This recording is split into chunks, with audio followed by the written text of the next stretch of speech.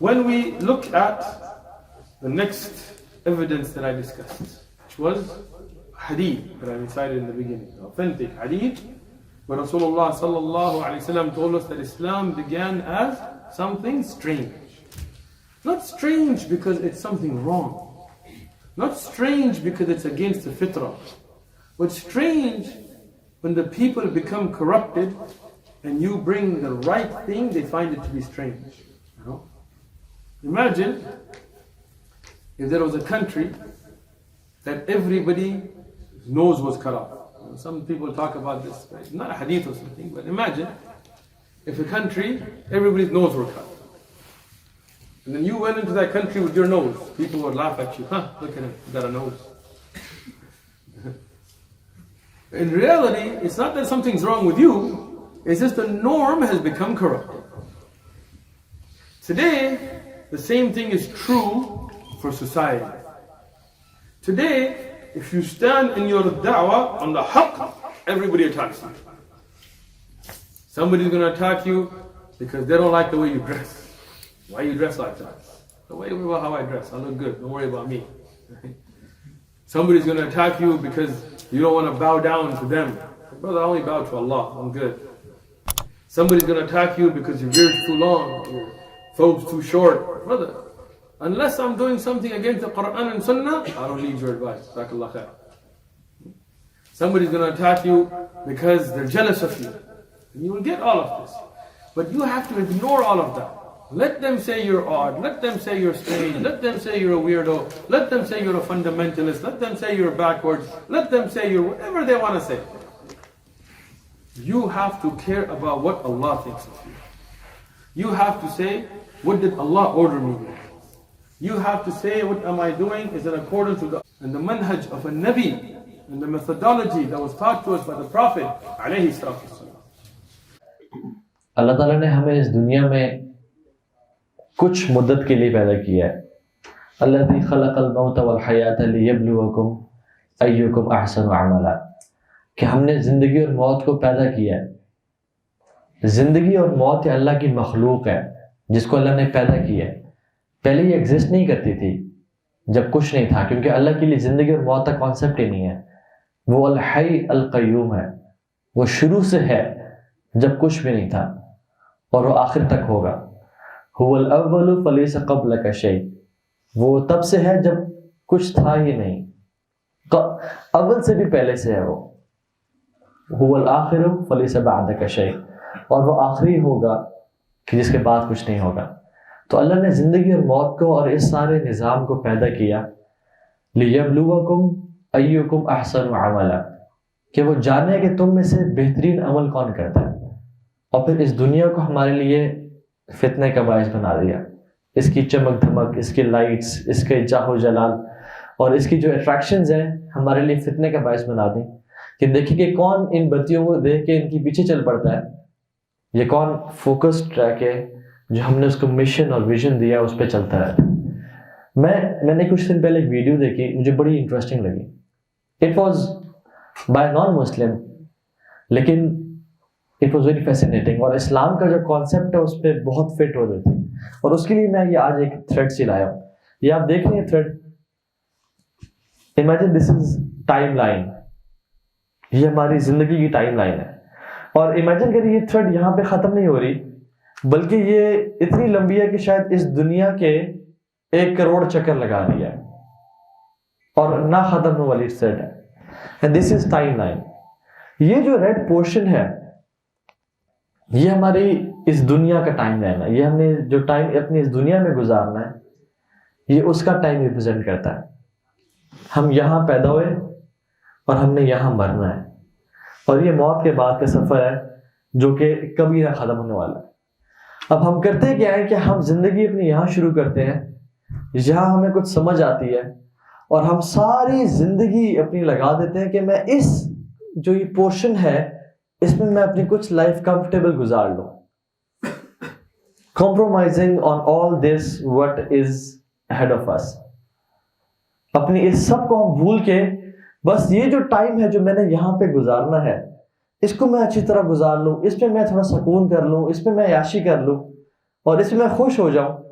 ہم اپنی ساری زندگی کو اس ٹائم کی خوشی میں گزار دیتے ہیں اور اپنی ہمیشہ کی زندگی پہ کمپرومائز کر لیتے ہیں. دس از آ ریئلٹی.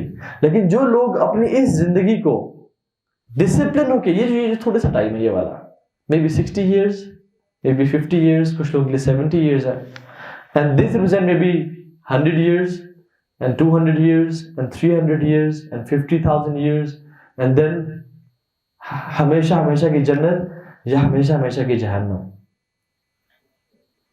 ہم لوگ اس ٹائم میں اپنے اس پورشن کو انجوائے کرنے کے لیے اپنے اس سب کو کمپرومائز کر رہے ہیں, ناٹ ریئلائزنگ کہ یہ جو ہے وَلَلْآخِرَةُ خَيْرٌ لَكَ مِنَ الْأُولَى, یہ جو یہ بہت بہتر ہے اس سب سے. اور یہ تو صرف ٹیسٹ تھا جس کو ہم نے گزارنا تھا صبر کر کے, برداشت کر کے, لیکن ہم اسی کو دنیا سمجھ کے بیٹھ گئے اور زندگی سمجھ کے بیٹھ گئے اور یہیں پہ گزار دیا. اور جب کچھ لوگ کہتے ہیں کہ آپ جس طرح کی زندگی گزار رہے ہیں, آپ تو مولوی ہیں یا دین پہ چل رہے ہیں, وہ یہ کہہ رہے ہیں کہ آپ اس ٹائم کو انجوائے نہیں کر رہے, آپ بے وقوف شخص ہیں. اور ہم کہتے ہیں کہ سبحان اللہ, تم صرف اس ٹائم کو انجوائے کرنے کے لیے اس سب کو کمپرومائز کر رہے ہو. We have this to enjoy. اور اللہ تعالیٰ کے پاس جو ہے, جو اللہ کے پاس چلا گیا وہ باقی رہنے والا ہے. امام مالک رحمہ اللہ موطا لکھ رہے تھے, اپنی موطا حدیث کی کتاب. تو ان سے لوگوں نے کہا کہ آپ موطا کیوں لکھ رہے ہیں؟ اتنے سارے لوگوں نے اپنی احادیث کتب لکھی ہیں, ہر بندہ ہر محدث لکھ رہا ہے, آپ بھی لکھ رہے ہیں. تو انہوں نے کہا ما کان للہ باقیہ, جو اللہ کے لیے کیا جاتا ہے نا وہ باقی رہتا ہے. تو میں لوگوں کے لیے تو نہیں کر رہا, میں اللہ کے لیے کر رہا ہوں. اور آج موطا بن مالک حدیث کی کتاب میں سب سے فیمس کتاب ہے. کیوں؟ کیونکہ اخلاص تھا اس میں اور اللہ کے لیے کیا گیا تھا. تو ما کان للہ باقیہ, جو اس ٹائم اللہ کے لیے کیا جائے نا وہ ہمیشہ باقی رہنے والا ہے.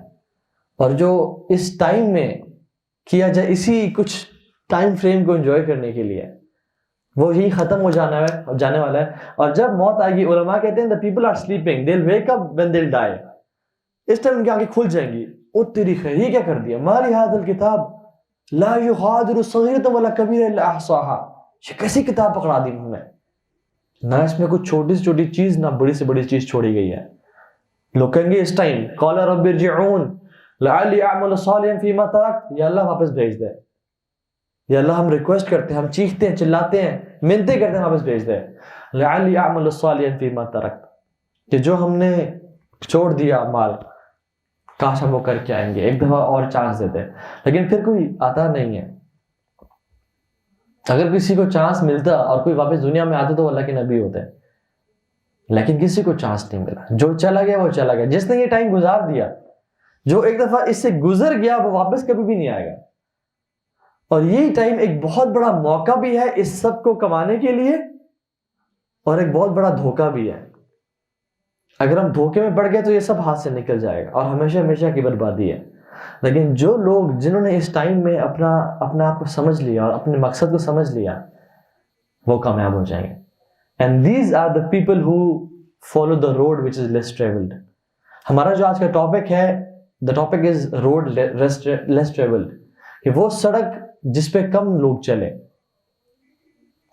اللہ کے نبی نے فرمایا بدا الاسلام غریباً وسيعود غریباً کما بدا.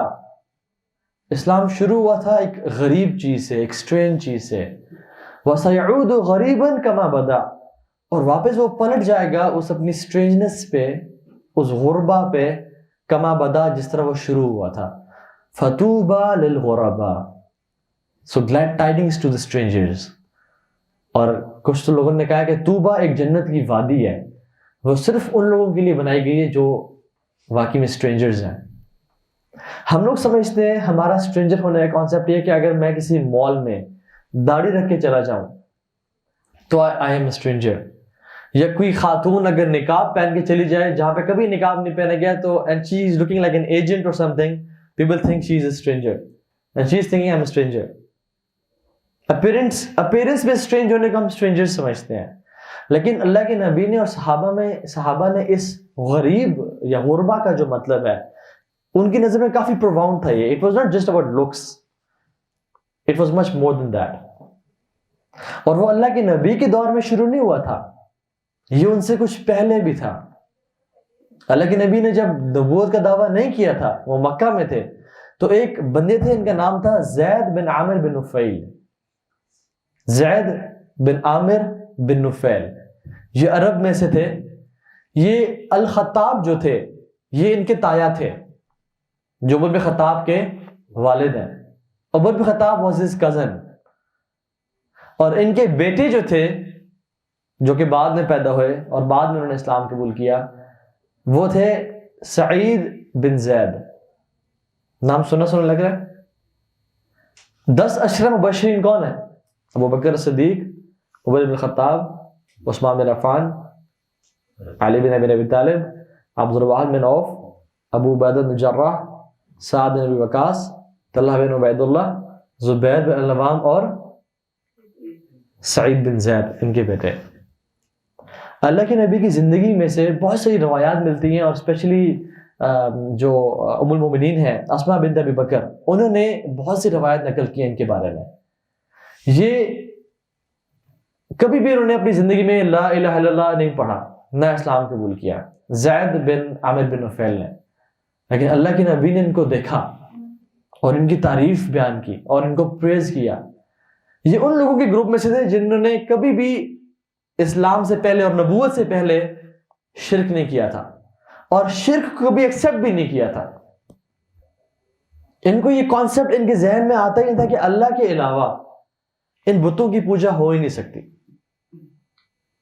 ان میں سے کون لیتے؟ ورقہ بن نوفل، یہ ان لوگوں میں سے تھے جنہوں نے بتوں کی پوجا نہیں کی.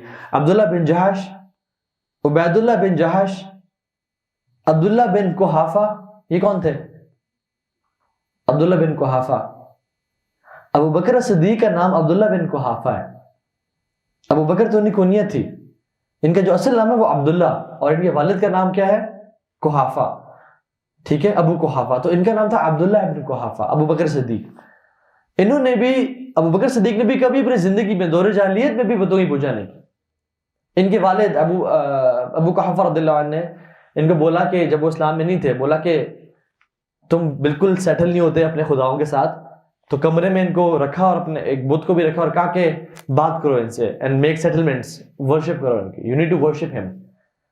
اور ابو بکر رضی اللہ عنہ ان سے دیکھنے لگے اور بات کرنے لگے اور کہا کہ nothing is coming out from you, نہ تم میرا جواب دے رہے ہو نہ تم میری مدد کر سکتے ہو، بلکہ تم تو اپنی مدد بھی نہیں کر سکتے، سو مجھے تمہاری کوئی ضرورت نہیں ہے.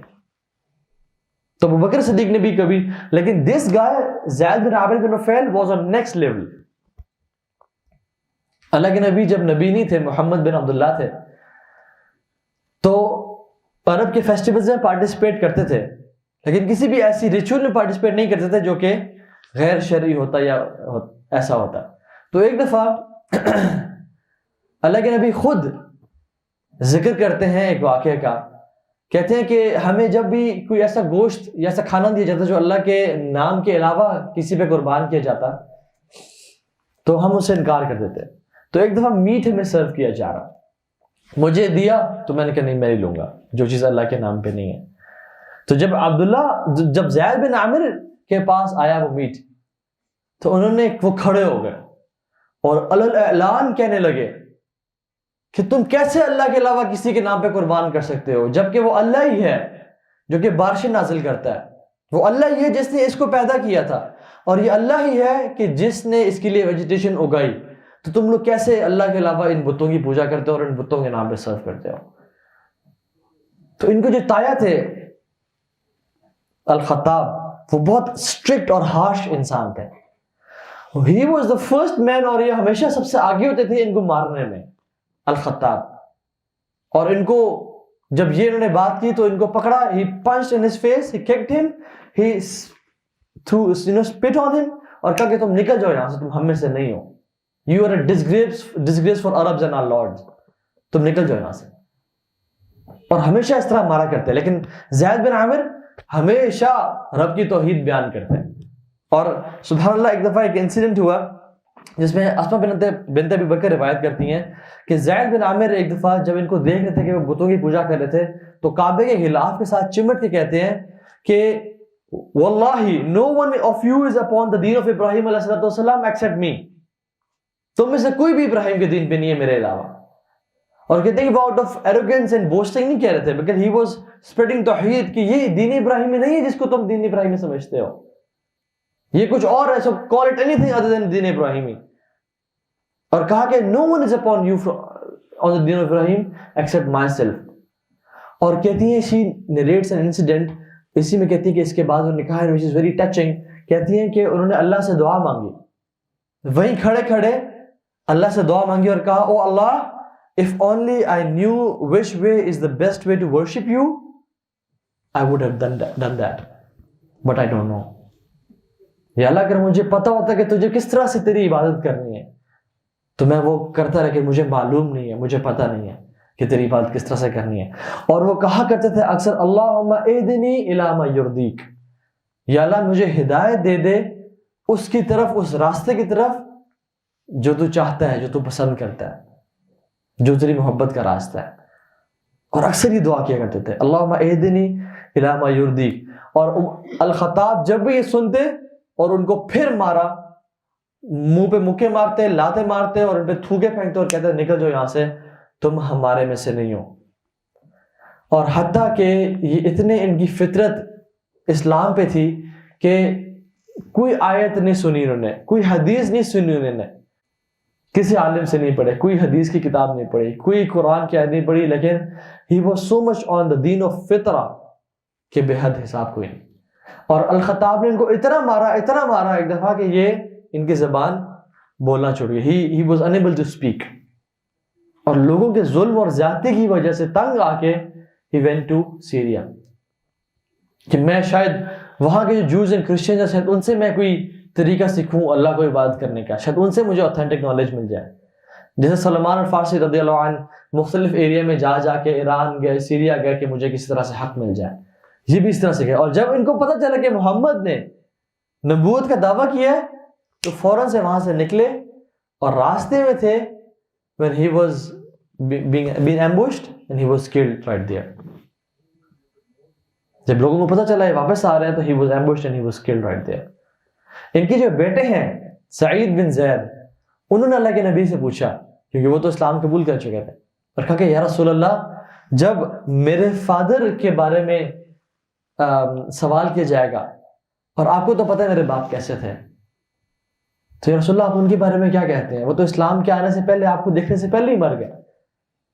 تو اللہ کے نبی نے کہا قیامت کے دن انبیاء کے پیچھے ان کی قومیں کھڑی ہوں گی, ہر نبی کے پیچھے اپنی قوم کھڑی ہوگی. اور کہتے ہیں کہ میں زید بن عامر بن نفیل کو دیکھ رہا ہوں کہ وہ اکیلا کھڑا ہوگا ایز اے ہول امہ, ایک اکیلی امت کی طرح. سبحان اللہ. This was his faith and عقیدہ in Allah subhanahu wa ta'ala. Because he was actually on the deen of Ibrahim, لیکن وہ جانتے نہیں تھے کہ اللہ کی کس طرح عبادت کرنی ہے, اور ساری زندگی توحید پریچ کرتے رہے.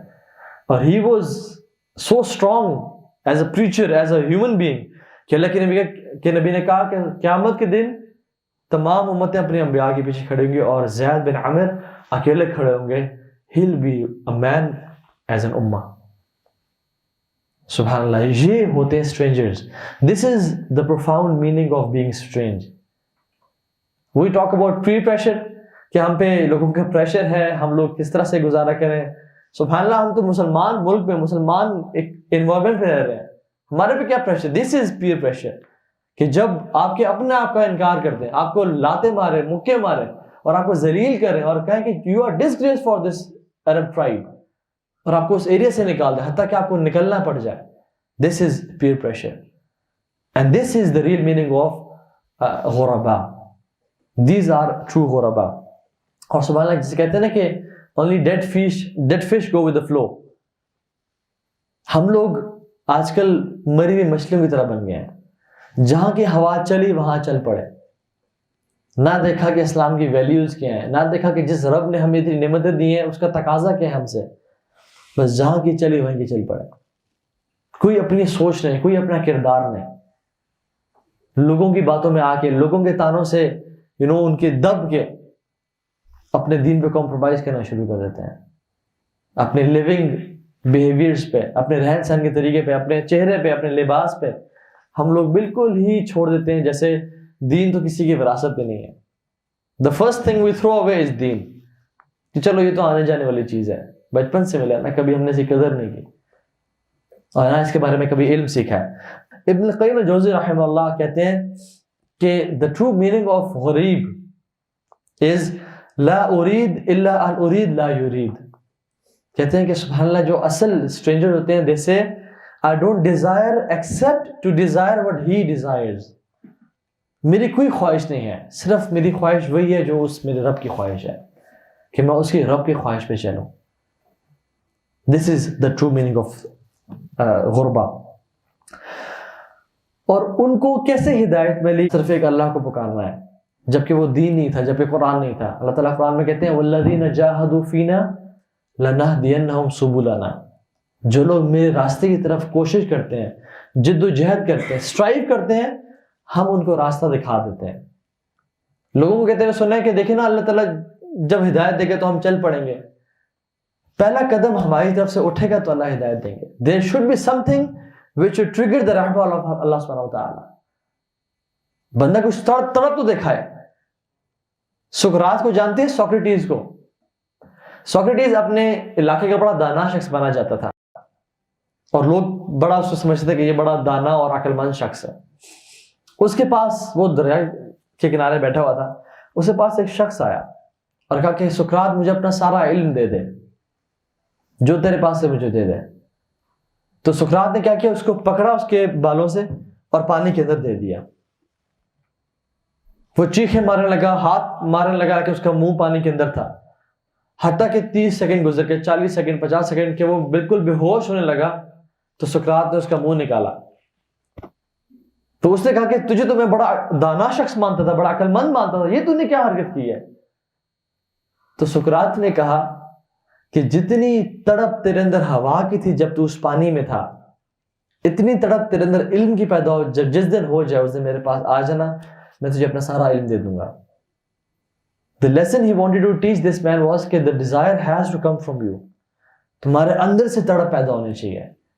اور جس شخص میں اللہ سے کے ساتھ تعلق جوڑنے کی ایسی تڑپ پیدا ہو جائے, پھر اللہ تعالیٰ پیچھے تو ہٹنے کا سوال نہیں پیدا ہوتا, بلکہ اللہ کہتے ہیں تم 1 قدم بڑھاؤ, میں 10 قدم بڑھاؤں گا.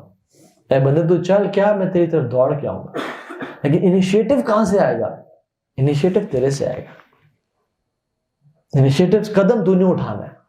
ایسے نہیں ہوگا کہ تیرے جو ہے نا کوئی میریکل ہوگا اور تو تیری اچانک سے داڑھی ہو گئے گی اور تو نے پگڑی پہننے کا, امامہ پہننے کا, اور تجھے سارا علم آ جائے گا. یہ ہم کچھ فرشتہ سامنے کہیں گے اور کہیں گے کہ آج کے بعد آپ دین پہ آ جائیں اور اللہ تعالیٰ آپ کو قبول کرتے ہیں. ایسا نہیں ہوگا, کبھی بھی ایسا نہیں ہوگا. بلکہ جو اللہ تعالیٰ ہماری زندگی میں چھوٹے موٹے ٹیسٹ دیتے ہیں, ٹرائلز دیتے ہیں, وَلَنُذِيقَنَّهُم مِّنَ الْعَذَابِ الْأَدْنَىٰ دُونَ الْعَذَابِ الْأَكْبَرِ لَعَلَّهُمْ يَرْجِعُونَ. ہم لوگوں کو چھوٹے موٹے ٹرائلز دیتے ہیں, اللہ کہتے ہیں ٹیسٹس دیتے ہیں. کبھی بیماری, کبھی فائنینشیل لاس, کبھی کسی کی وفات, کبھی قریبی کی وفات, کبھی کچھ کسی مال کا چھن جانا, کبھی ہاتھ پاؤں کا چھن جانا. یہ اللہ تعالیٰ کیوں دیتے ہیں؟ دون العذاب الاکبر لعلہم یرجعون. بڑے قیامت کے عذاب سے پہلے چھوٹے موٹے ٹیسٹس کیوں ہوتے ہیں؟ لعلہم یرجعون, تاکہ میرے بندے میری طرف پلٹ آئے, ان کو احساس ہو جائے کہ وہ لاوارث نہیں ہے, ان کا کوئی رب بھی ہے جو ان کو دیکھ رہا ہے.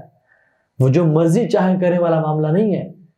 مسلمانوں کے ساتھ یہ معاملہ نہیں ہے جو کفار کا معاملہ ہے. کفار کے ساتھ اللہ کا مختلف معاملہ ہے. کفار کے لیے اللہ تعالیٰ فرماتے ہیں کہ ذرنی ومن خلقت وحیدا, مجھے اور اس کو چھوڑ دیں.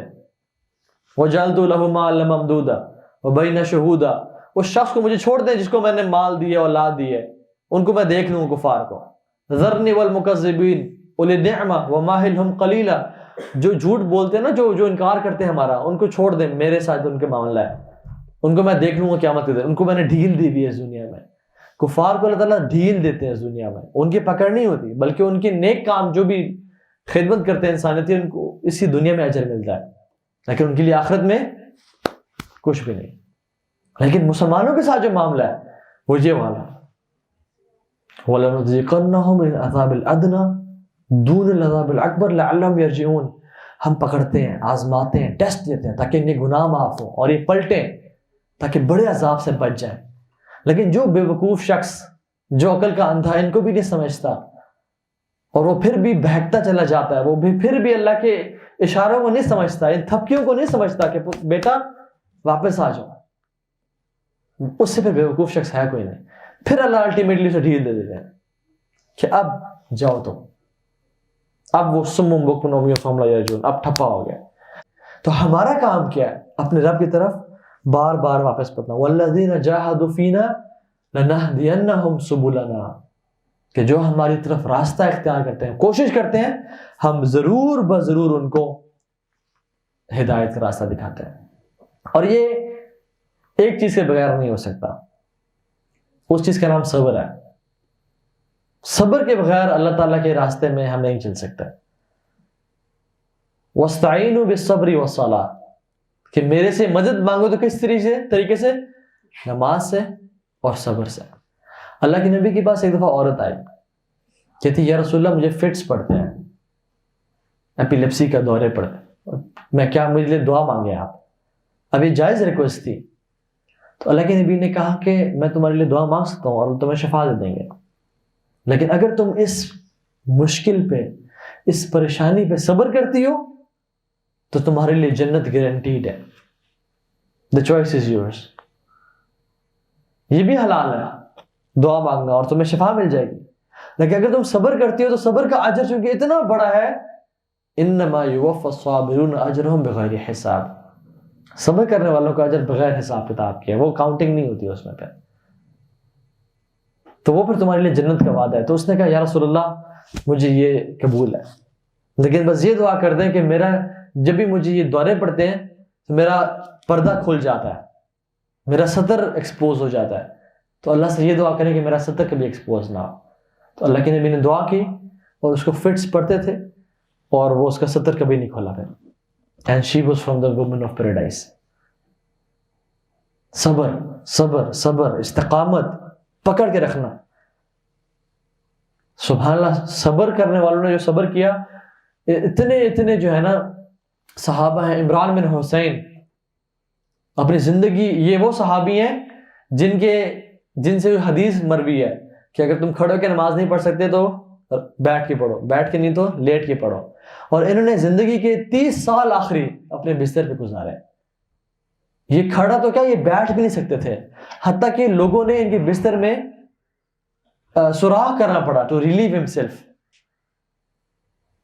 اتنی مشکل، اتنی پریشانی، اپنی زندگی کے آخری 30 سال بیڈ پہ گزار دیے. اٹھنا مشکل تھا، لیکن کس طرح صبر کیا، کس طرح کوشش کی.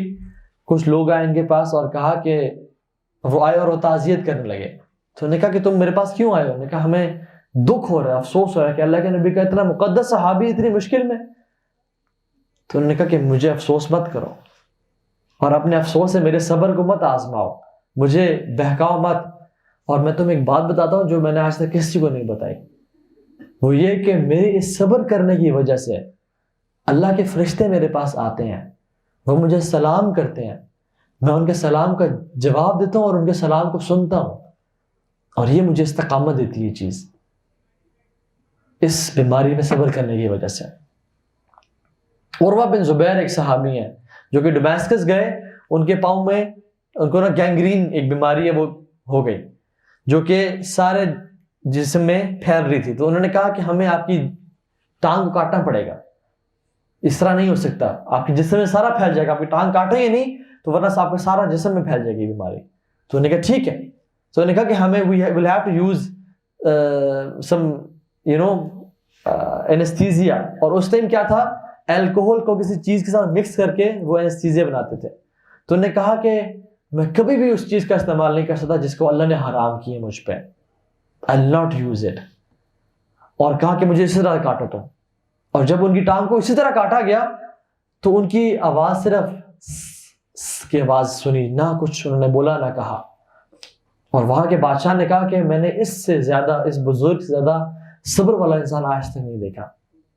اور جب ان کی ٹانگ کو کاٹ کے پانی میں رکھ دیا تو انہوں نے اپنی ٹانگ کو دیکھا اور کہا کہ اے ٹانگ، تجھے پتہ ہے خدا کی قسم میں نے تیرا استعمال کرتے ہوئے کبھی اللہ کی نافرمانی نہیں کی. سبحان اللہ، ایسی بات کون کر سکتا ہے ہمیں سے کہ اپنے کسی لم کو دیکھ کے ہم کہیں کہ تیرا میں نے آج تک اللہ کی نافرمانی میں استعمال نہیں کیا تجھے. اتنے نیک لوگ تھے, لیکن ان پہ بھی مصیبتیں آئیں, اور جب وہ چلنے لگے تو 2 لوگ ان کے پاس آ رہے تھے, اور انہوں نے یہی بات کی کہ تم میرے پاس کیوں آ رہے ہو, کہ تم میری تعزیت کے لیے یا مجھ پہ افسوس کرنے کے لیے آ رہے ہو تو مجھے تمہاری ضرورت نہیں ہے, میں صبر کرنے والوں میں سے. تو انہوں نے کہا کہ نہیں ہم تو اس لیے نہیں آ رہے, ہم تو اس لیے آ رہے ہیں کہ آپ کا بیٹا عبداللہ وہ گھوڑے سے گر کے, گھوڑا اس پہ پاؤں رکھا اور وہ ہلاک ہو گیا, وہ شہید ہو گیا, ہم تو یہ خبر دینے آئے ہیں آپ کو. انہوں نے پڑھا اِنَّ لِلَّهِ وَإِنَّا إِلَيْهِ رَاجِعُونَ, اور کہا کہ اگر اللہ نے مجھے 7 اولاد دی ہے تو 1 لے لی تو کیا ہوا, اور مجھے 4 لمز دیے ہیں, 2 ہاتھ 2 پاؤں, اگر 1 لے لیے تو کیا ہوا. اور جب واپس مدینہ پہنچے تو لوگوں نے پوچھا کہ آپ کا سفر کیسا رہا, تو انہوں نے صرف ایک بات کی جو کہ حضرت موسیٰ نے اپنے غلام کو کہا, یوشع بن نون کو, لَقَدْ لَقِينَا مِن سَفْرِنَا هَذَا نَصَبًا, کہ no doubt we have suffered through much exhaustion in this journey. یہ it has been a tough journey, اور کچھ نہیں کہا. یہ لوگوں کا پیشنس تھا. یہ لوگ وہ لوگ تھے جو کہ غرباء میں سے تھے, اسٹرینجرز میں سے تھے, اتنی استقامت دین پہ, اتنی مضبوطی کے ساتھ چمڑ کے رہے. سو اللہ تعالیٰ ہمیں آزماتے ہیں, ہمیں ٹیسٹ کرتے ہیں, دیکھتے ہیں کہ ہر اسکول کا اصول ہے, ہر انسٹیٹیوٹ کا اصول ہے کہ آزمایا جاتا ہے, ٹیسٹ لیا جاتا ہے. اسکول میں کوئی ایسا اسکول دیکھا آپ نے کہ سارا سال پڑھایا اور ایگزامز نہ ہو اور پروموشن ہو جائے, یا کوئی ایسی اکیڈمی دیکھیے کہ جس میں ٹیسٹ نہ کیا جائے فٹنس کا اور پھر پاس پروموٹ کیا جائے. ہر چیز کا اصول ہے. اللہ تعالیٰ بھی آزماتے ہیں کہ میرا بندہ کتنا سچا ہے اپنے دعوے میں. اور اللہ تعالیٰ قرآن میں کہتے ہیں احسب الناس ان یترکوا, لوگوں نے گمان کر لیا کہ انہیں ہم چھوڑ دیں گے, ان کو ہم آزمائیں گے نہیں. ان یقولوا آمنا وهم لا یفتنون, کہ انہوں نے کہا ہے کہ آمنا یا رب آمنا ہم ایمان لے اور ہم انہیں چھوڑ دیں گے, نہیں.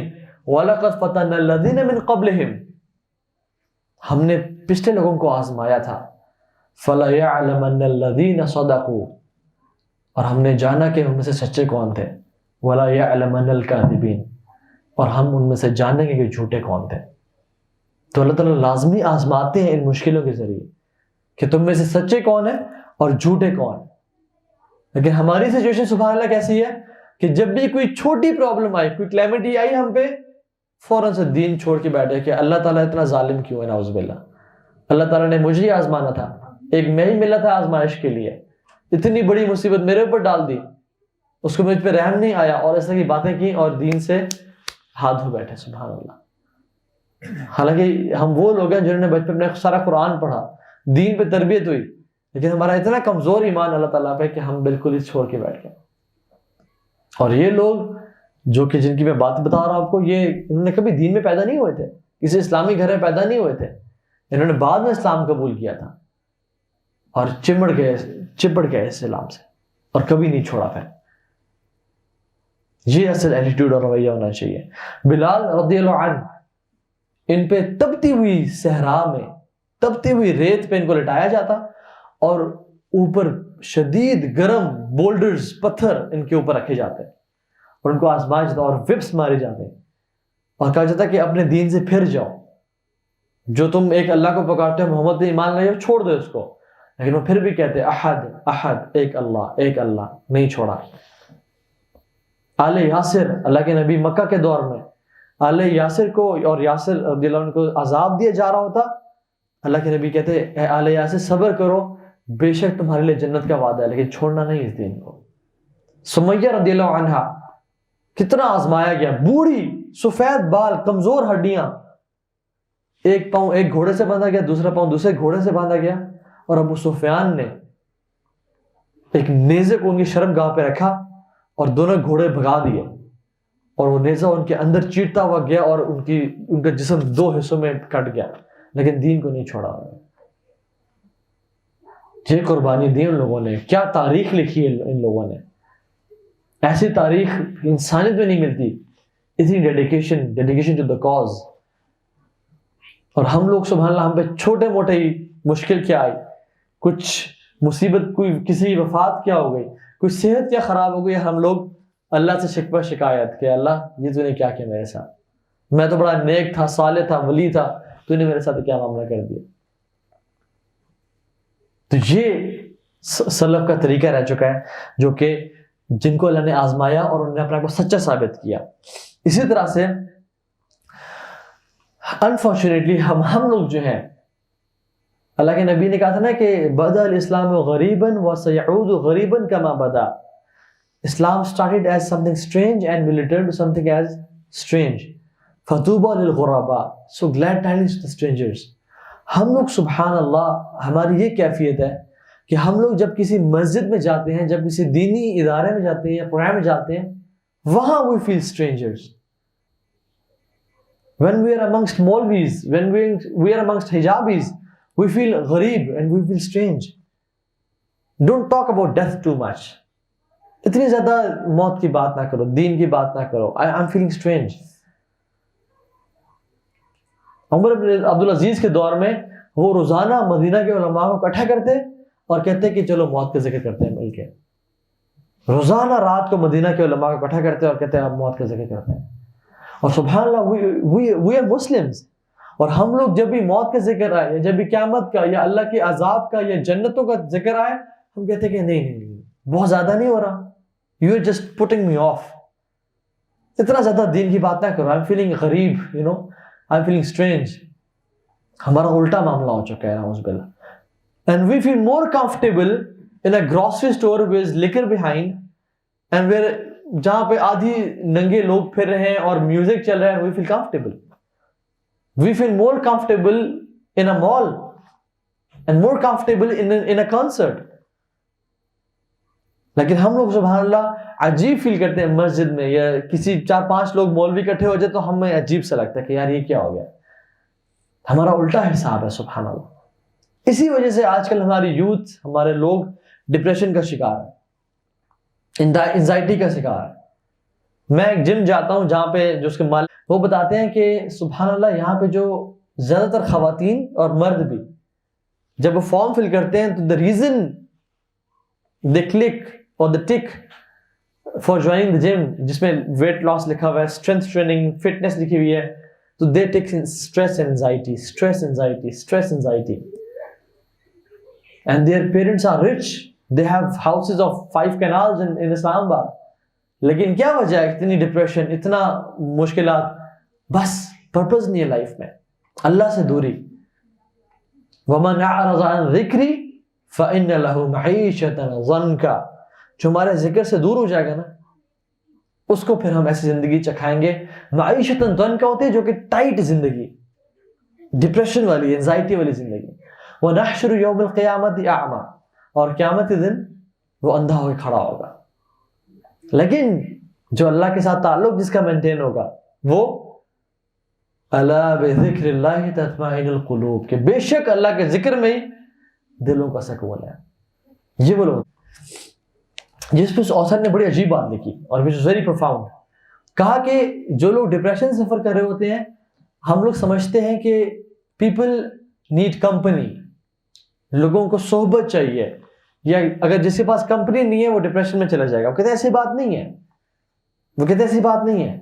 وہ کہتے ہیں اگر 3 بیسک چیزیں ہوں, 3 چیزیں ہوں ایک شخص کی لائف میں, تو ایک ٹائم آتا ہے کہ he needs no company. Something to love, something to work for, and something to do. Something to love, something to do, and something to hope for, which means purpose. کہتے ہیں ایک شخص کے پاس اگر یہ 3 پرپسز ہیں تو وہ ڈپریشن میں کبھی نہیں جا سکتا, بے شک اس کی کمپنی ہو یا نہ ہو. آپ دیکھیں سبحان اللہ ہمارا جو اس دنیا میں مقصد بنے, کسی ایتھلیٹ کا مقصد ہے کہ میں اولمپکس جیت جاؤں یا یہ گولڈ میڈل لے لو. when he had something to do, اور جو اس نے اچیو کرنا تھا وہ کر لیا, now what he feels, بیزاری, زندگی سے بیزاری. کوئی ایکٹر تھا, اس نے کہا میں آسکر جیتنا چاہتا ہوں, جب اس نے وہ جیت لیا تو پھر اس کی لائف میں there is nothing to do now. جو اس نے اچیو کرنا تھا وہ کر لیا, اب بیزاری اور کے علاوہ کچھ نہیں ہے اس کے پاس. so now there is nothing to do. جو چیز وہ جس سے وہ محبت کرتا تھا وہ اس نے کھو دی, وہ اس کو مل گئی, اب there is nothing to love. اور چونکہ دین اور اسلام تو ہے نہیں لوگوں کے پاس, so they have nothing to hope for. They don't have something to hope for, and that's why they are killing themselves. کبھی الکوہل کی اوور ڈوز سے, کبھی ڈپریشن سے, کبھی کیا. And in the UK the highest rate of suicide is amongst people who they are earning $2,250 a month, $2,500 a month, $2,500 a month, which is a good pay. The higher class, they are committing suicide in the UK. Why? Because there is nothing to hope for, and there is nothing to love when you achieve everything. So have a meaningful life. ہر بندہ چاہتا ہے کہ میری زندگی meaning فل ہو, اور جب کسی شخص کی زندگی میں میننگ نہیں ہوتا تو وہ اپنی زندگی میں گھٹن محسوس کرتا ہے. ہر بندہ چاہتا ہے میں کچھ نہ کچھ پروڈیوس کروں. اسی طرح سے جو لوگ ساری زندگی جن کا مقصد ہوتا ہے کہ ہم کمائیں, جب وہ ریٹائر ہو جاتے ہیں, now they have nothing to do, now they suffer. اور وہ سفرنگس کیا ہوتی ہیں کہ میرا کچھ کرنے کا کام نہیں ہے. تو کبھی وہ تو باہر نکل گئے, یا لوگوں سے ملنا, یا لوگوں سے بس بات, کس طرح کوئی کمپنی مل جائے, کس طرح کچھ کرنے کو مل جائے. کیونکہ جو کرنا چاہتے تھے ساری زندگی وہ تو کر لیا اور ریٹائر ہو گئے, اب کما لیے پیسے, اب کیا کریں گے. تو now they start a new life of confusion کہ اب کیا کریں, اب کیا شروع کریں.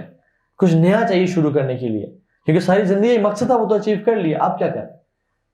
اور وہ آتھر کہتا ہے بڑی کمال بات جس کی طرف میں آنا چاہ رہا تھا, وہ یہ کہ the more you have something to love, جتنا آپ کا love for something زیادہ ہوگا تو something to do بھی آپ کا زیادہ بڑھ جائے گا, اور something to hope for بھی زیادہ ہو جائے گا.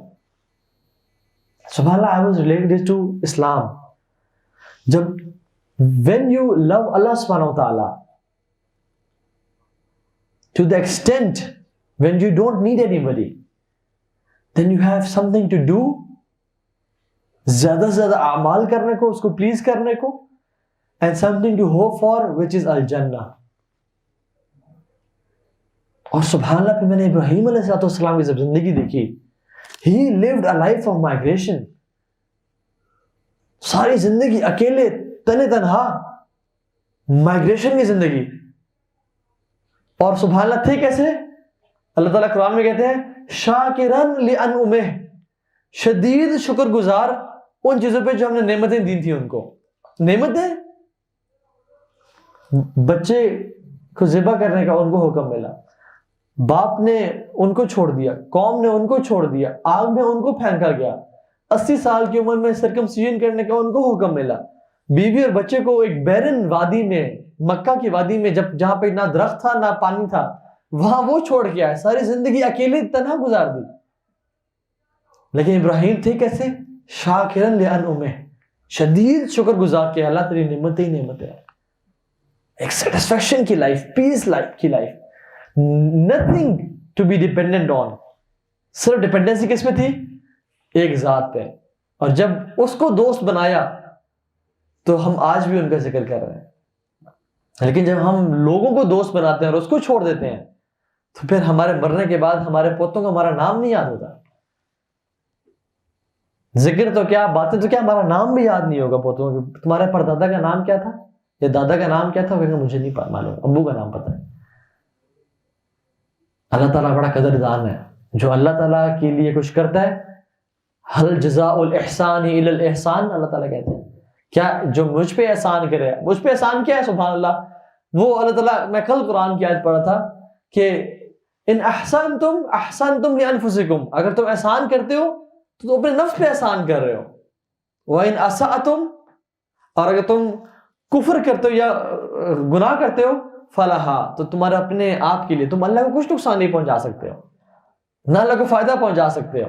تو تم جو نیکیاں کر رہے ہو تمہارے اپنے لیے ہی ہے, تمہارے اجر بڑھ رہے ہیں, تمہارے نیکیوں کے پلڑے بھاری ہو رہے ہیں, تمہارے لیے جنت کے درجات بڑھائے ہیں. اللہ کو کیا ضرورت ہے تمہاری؟ اللہ تمہارے ایک کے بدلے میں لاکھوں فرشتے پیدا کرتے ہیں جو کہ ایسی بات کریں جن کی کوئی مثال نہیں ہے. تو ہم جو کر رہے ہیں وہ اپنے لیے کر رہے ہیں, لیکن اللہ تعالیٰ کتنا ریوارڈ کرتا ہے کہ حل جزاء الاحسان الا الاحسان, کیا احسان کا بدلہ پھر احسان سے نہیں دیا جائے گا؟ اور اللہ احسان کا بدلہ کیسے دے گا؟ اللہ اکبر, اپنی شان کے مطابق, اپنی کمال قدرت کے مطابق. یہ اللہ کی شان ہے. تو if you have hired something to love, then you will have more something to do and more something to hope for. اور یہ سبحان اللہ it's very true, it's very true. جب آپ اللہ سے شدید محبت کرتے ہیں، جو والذین آمنوا اشد حبا للہ، جو ایمان والے ہیں وہ اللہ سے محبت میں شدید ہیں، تو پھر there is nothing called depression. کیوں؟ کیونکہ آپ اعمال کرتے جاتے ہو اور آپ کو یہی حسرت ہے کہ میں کم کر رہا ہوں، میں کم کر رہا ہوں، کوئی لمٹ ریچ نہیں کرتے ہو آپ. اور اس دنیا میں آپ کو کبھی بھی جنت نہیں مل سکتی، جنت ملے گی موت کے بعد ہی. So there is nothing like بیزاری یا ڈپریشن in life. اسی طرح سے آپ صحابہ کی زندگی کو دیکھ لیں، ایسی they lived a meaningful life. اللہ کے نبی کو ان کو روکنا پڑتا تھا کہ بس آہستہ آہستہ. عبداللہ بن عمر بن العاص، یا رسول اللہ صحیح سے رات عبادت کرنا چاہتا ہوں، یا رسول اللہ روزانہ روزے رکھنا چاہتا ہوں. لیکن نہیں عبداللہ، کچھ رات کا حصہ سو، کچھ تہجد پڑھو، روزانہ روزے مت رکھو، ایک دن چھوڑو ایک دن رکھو. یا رسول اللہ سارا مال صدقہ میں کرنا چاہتا ہوں. کعب بن مالک نے کہا، کعب بن مالک نے کہا خیبر کے جب مال ملا سارا مال صدقہ. کہا نہیں، کچھ رکھو اور کچھ چھوڑو، کیونکہ ہر بندہ ابو بکر کی طرح نہیں ہے. کچھ مال کو رکھو اور کچھ چھوڑو. یہ ان کا پیشن. They had such a meaningful life. Why they were so passionate and why they had something called meaningful life is because they had something to love. And when they had something to love, جو کہ شدید تھا اللہ کی محبت, they had more something to do and they had more something to hope for. ابو ذر رضی اللہ عنہ, اللہ کے نبی نے منع کیا تھا کہ تم نے اس علاقے میں دعوت نہیں کرنی کیونکہ تمہارے اندر وہ کیپیبلٹی نہیں ہے. لیکن he was so passionate and he had so meaning in life کہ وہ گئے وہاں پہ, دعوت کی اور ان کو مار پڑی وہاں پہ, پھر واپس آئے, پھر دعوت کی, پھر ان کو لوگوں نے مارا, پھر واپس آئے, پھر گئے. You couldn't stop.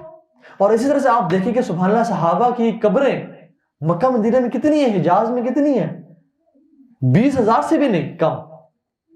حالانکہ 1,24,000 صحابہ تھے حجۃ الوداع کے موقع پہ, اتنی کم قبریں. They had a meaningful life. They had a purposeful life.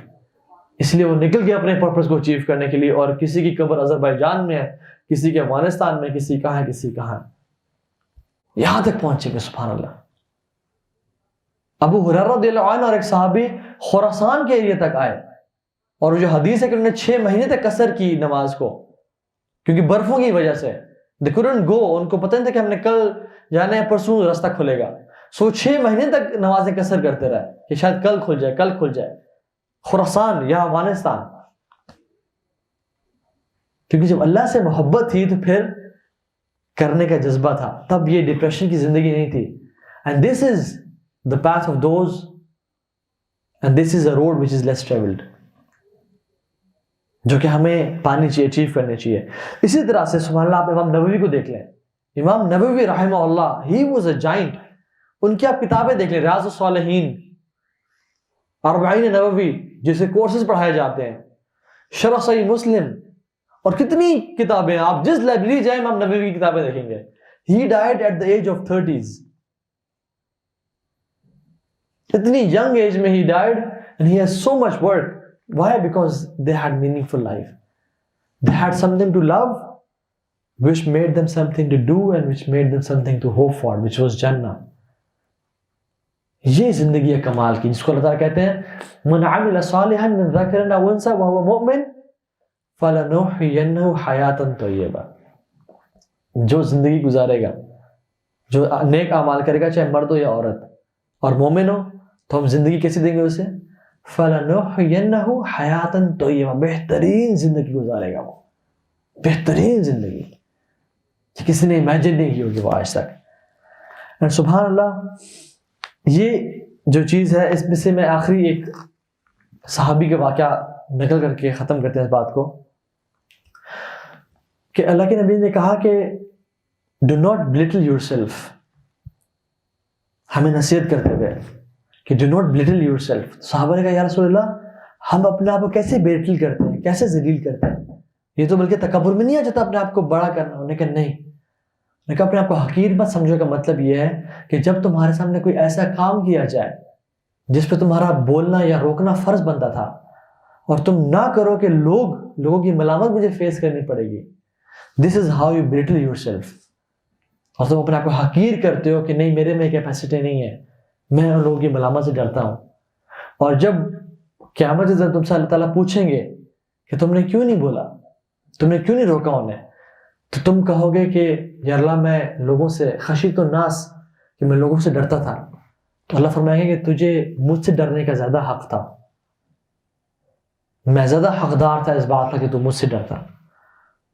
So Allah can tم do not belittle yourself. So SubhanAllah, sometimes we Muslims, we belittle ourselves and we don't trust ourselves. Why? I have seen many Muslim brothers کہ میں داڑھی رکھنا چاہتا ہوں لیکن میں نہیں رکھ پاتا. کیوں؟ کیونکہ مجھے ڈر ہے کہ میں نے اگر داڑھی رکھ لی تو کہیں میں کاٹ نہ دوں. شیطان نے تمہیں تمہاری نظر میں اتنا حقیر کر دیا ہے کہ تمہیں اپنے آپ پہ بھی اعتبار نہیں ہے. اتنی اپنے آپ سے بے رغبتی, اتنا اپنے آپ کو بلٹل کرنا کہ میں داڑھی رکھ لوں تو پھر کہیں کاٹ نہ دوں. اتنا loss of self control and self efficacy.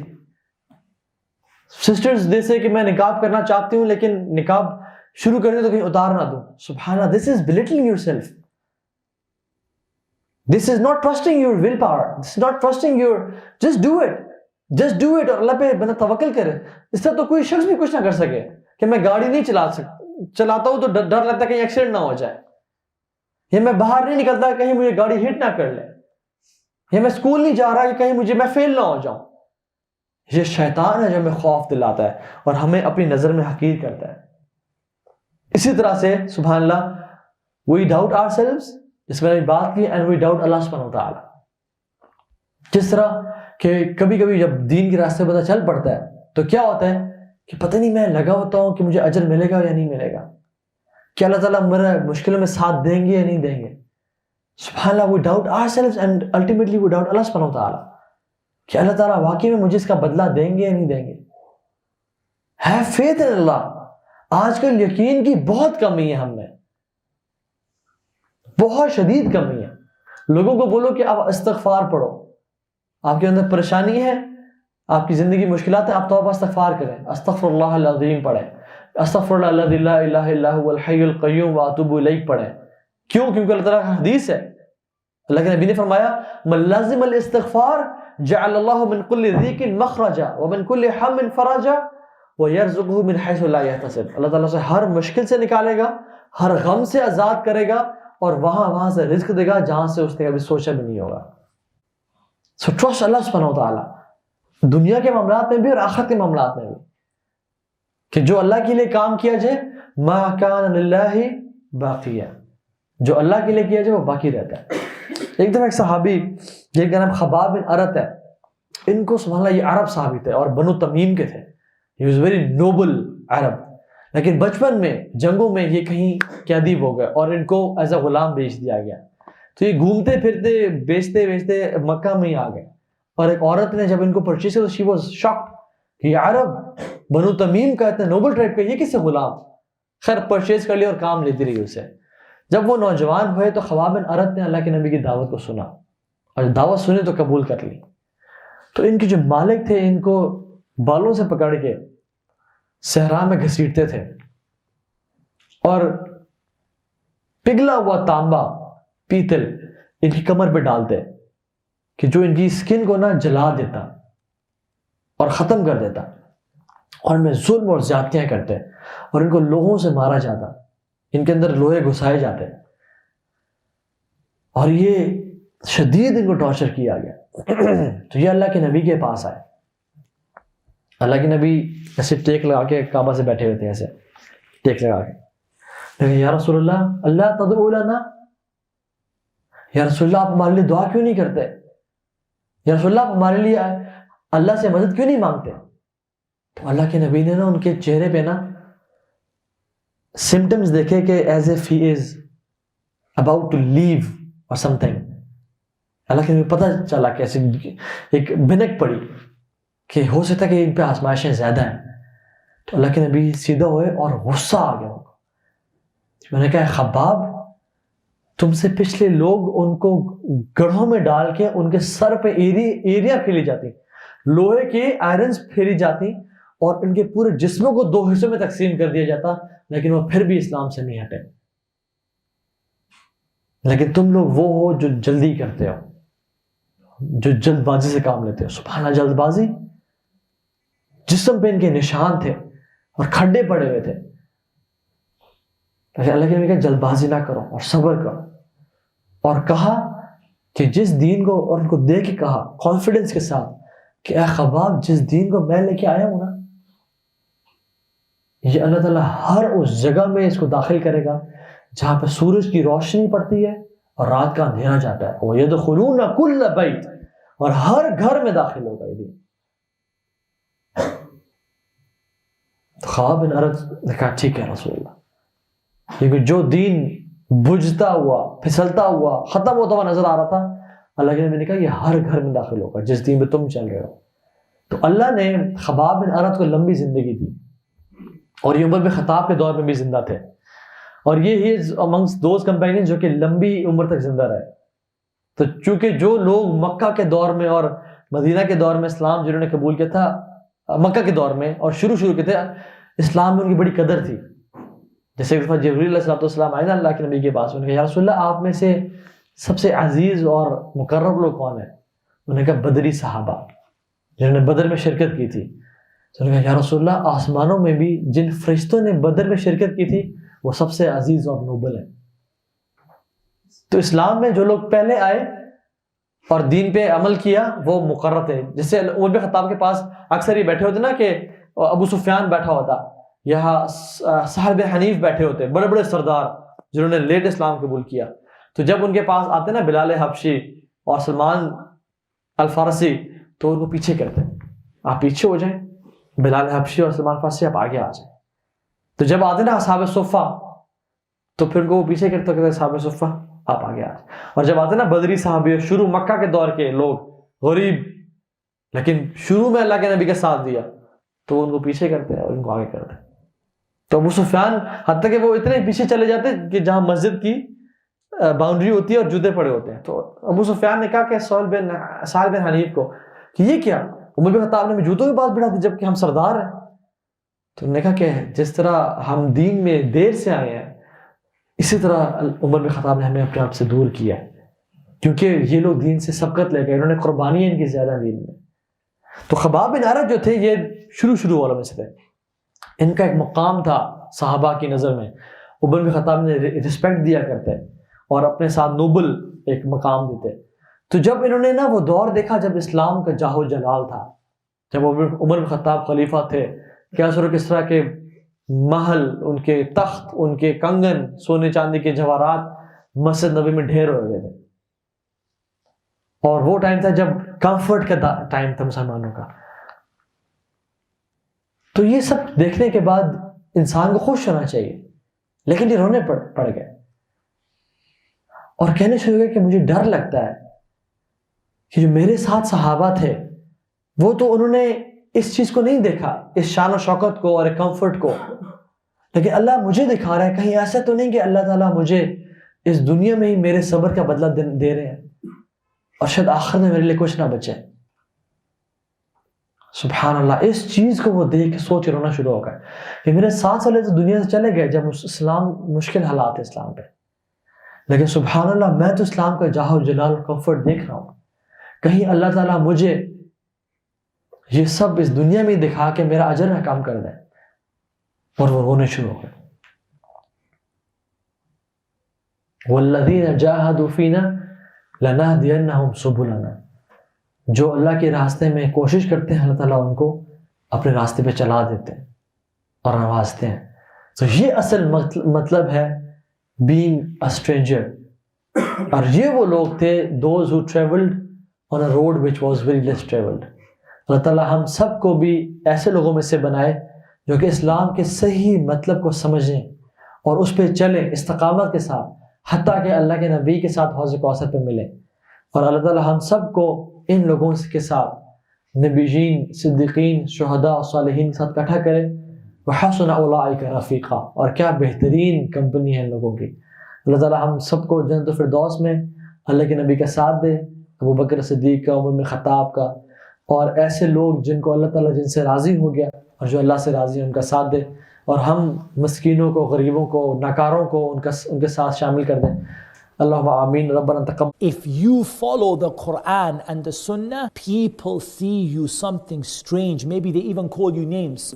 You're extreme. Who does that? You grow your beard, people look at you like, what are you doing? This is weird. You look strange. I've got a lot of Muslim friends, none of them do what you do. You see, how do you think the Prophet ﷺ looked? The Prophet ﷺ was clean shaven? No, the Prophet ﷺ had a big beard. Even Muslims find Islam strange. In the hadith, Islam started as something strange and it will go back to being something strange. Paradise is for the people who are strange. Jannah is for the people who are strange. We try to make deen 21st century, we try to make Islam that look, yeah, with all of the Habibi, the Prophet sallallahu alayhi wasallam said, this deen started strange and it will return to being strange. So glad tiding to the strangers, yet every single one of us is trying to be exactly like everyone else. My dress is like the non-Muslim. My food is like the non-Muslim. My schooling is like the non-Muslim. My appearance is like the non-Muslim. My house is exactly like the non-Muslims. My dreams and my ambitions of owning a house and taking my family on a holiday at the end of the year and driving, every ounce of my body's ambition is exactly like the non-Muslim. My name was Muhammad, I changed it to Mo. My name was Mustafa, I changed it to Steve. Every ounce of me is dripping non-Muslim. Yeah, but brother, alhamdulillah, I'm a Muslim. ألف لام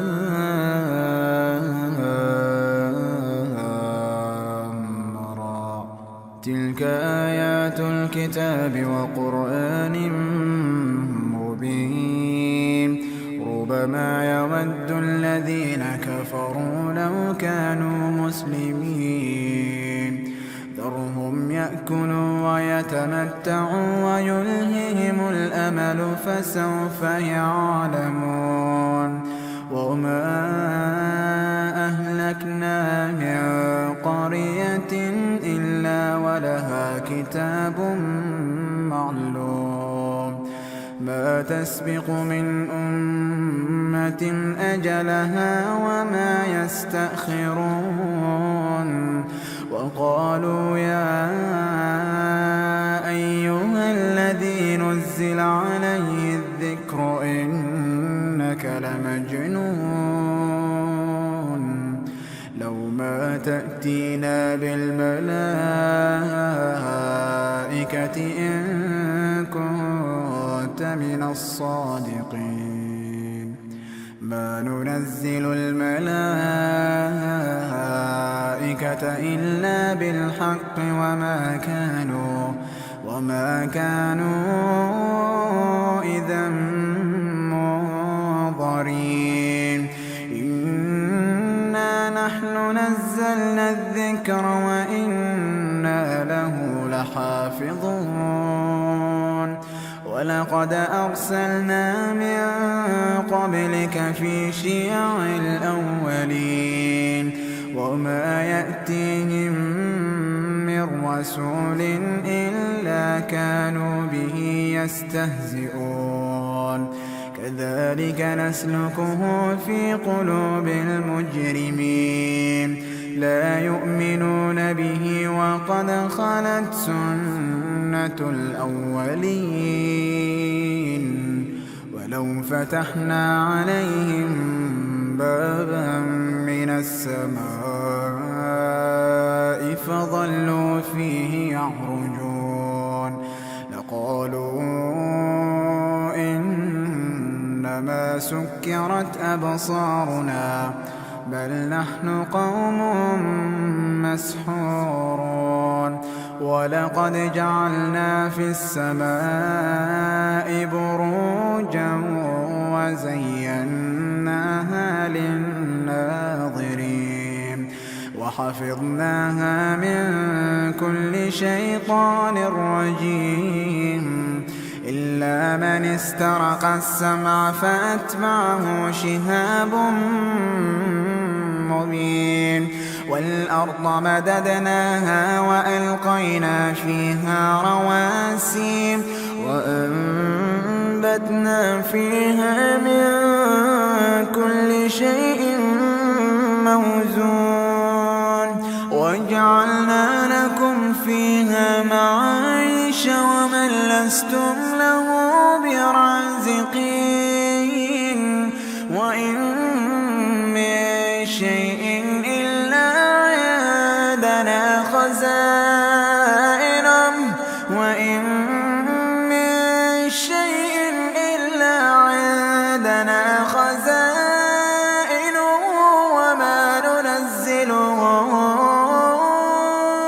إلا بقدر معلوم ورسلنا الرياح لواقح فأنزلنا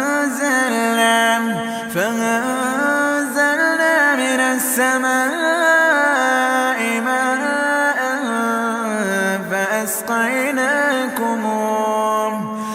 فأسقيناكموه وما أنتم له بخازنين وإنا لنحن نحيي ونميت ونحن الوارثون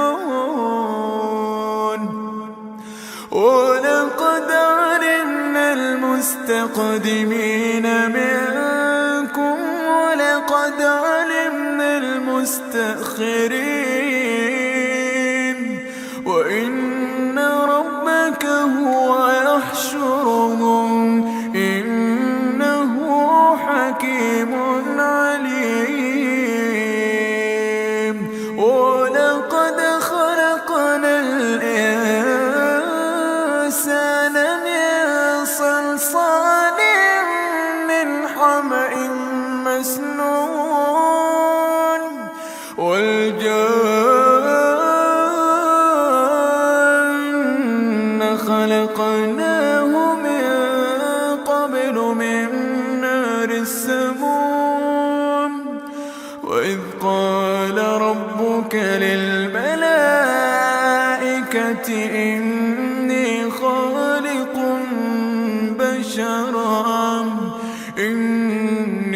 خالق بشرا من صلصال من حمأ مسنون فإذا سويته ونفخت فيه من روحي فقعوا له ساجدين فسجد الملائكة كلهم أجمعون إلا إبليس أبى أن يكون مع الساجدين قال يا إبليس ما لك ألا تكون مع الساجدين قال لم أكن لأسجد لبشر خلقته من صلصال من حمأ مسنون قال فاخرج منها فإنك رجيم وإن عليك اللعنة إلى يوم الدين قال رب فأنظرني إلى يوم يبعثون قال فإنك من المنظرين إلى يوم الوقت المعلوم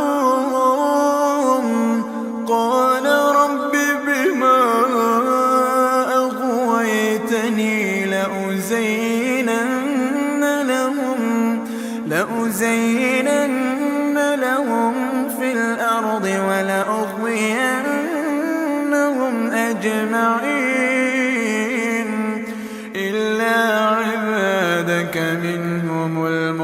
بصير قال هذا صراط علي مستقيم إن عبادي ليس لك عليهم سلطان إلا من اتبعك من الغاوين وإن جهنم لموعدهم أجمعين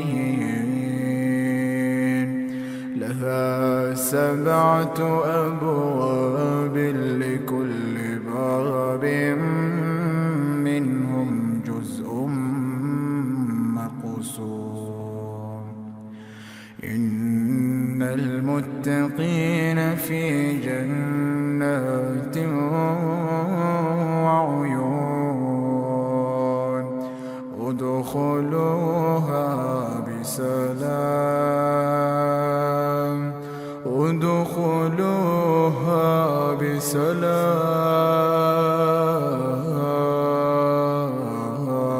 بسلام ادخلوها بسلام